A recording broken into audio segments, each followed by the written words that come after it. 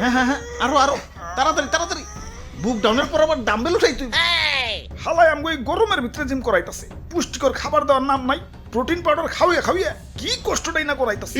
এই কি বিড়বিড় করো, ভালো করে বুক ডাউন দাও। কুরবানির ঈদ আইসা গেছে, এখনো শরীরে গোস্তর খবর নাই। এই বডি নিয়ে হাটে গেলে কাস্টমাররা দাম কইবো।